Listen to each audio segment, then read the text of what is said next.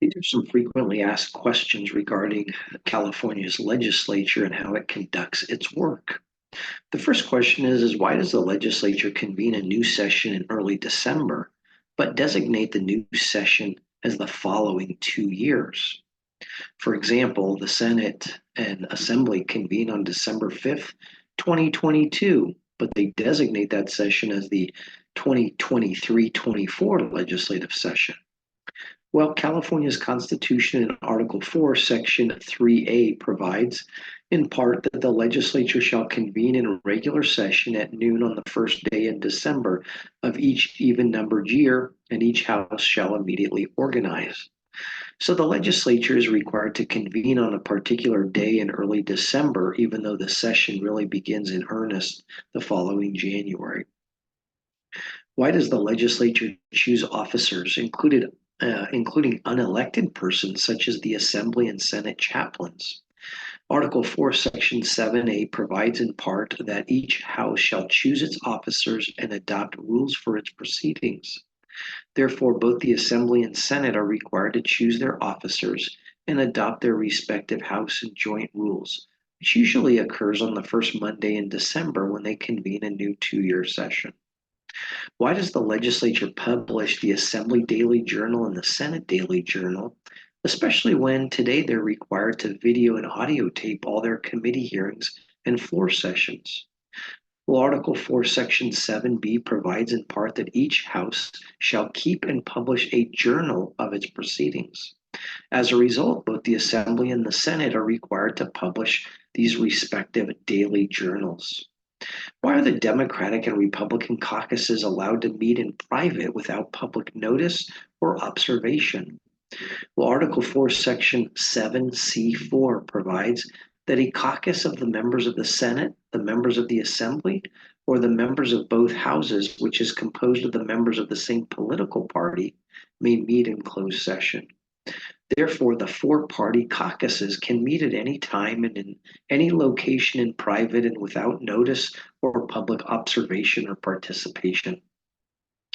Why is a bill required to be read 3 times when we have the internet and other sources to read and hear about proposed legislation in the California legislature? Well, Article 4, Section 8B1 provides in part that no bill may be passed unless it is read by title on 3 days in each House, except that the House may dispense with this requirement by roll call vote entered in the journal, 2/3 of the membership concurring. As a result, in both houses of the California legislature, a bill must be read 3 times before it can be voted on. Of course, as the constitutional language provides, this rule can be waived by a 2/3 vote of either house.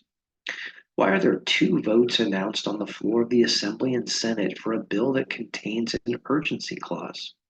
Article 4, Section 8D provides in part that urgency statutes are those necessary for immediate preservation of the public peace, health, or safety. In each House, the section and the bill shall be passed separately, each by roll call vote entered in the journal, 2/3 of the membership concurring. Therefore, while one vote is taken on the floor of the Assembly or Senate on the urgency bill, the presiding officer must announce that vote twice, once for the urgency clause and then once for the bill overall passage. And the Assembly Daily Journal and Senate Daily Journal will note 2 separate votes as well. Why can certain bills be passed even after the legislature is scheduled to adjourn on August 31st during the even-numbered or the second year of the legislative session? Article 4, Section 10C provides in part that no bill may be passed by either House on or after September 1 of an even-numbered year, except for statutes calling elections, statutes providing tax levies, or for appropriations for the usual current expenses of the state, and urgency statutes, as well as bills passed after being vetoed by the governor. As a result, there are only 5 types of bills, which I just listed, that can be considered after midnight on September 1st if the legislature remains in session at that time in the second and final year of the 2-year session, the even-numbered year.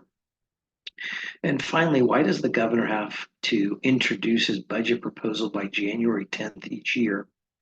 Article 4, Section 12A provides in part that within the first 10 days of each calendar year, the governor shall submit to the legislature with an explanatory message, a budget for the ensuing fiscal year containing itemized statements for recommended state expenditures and estimated state revenues. As a result, the governor has to prepare his or her budget by January the 10th, including both the revenue picture as well as the expenditures being proposed.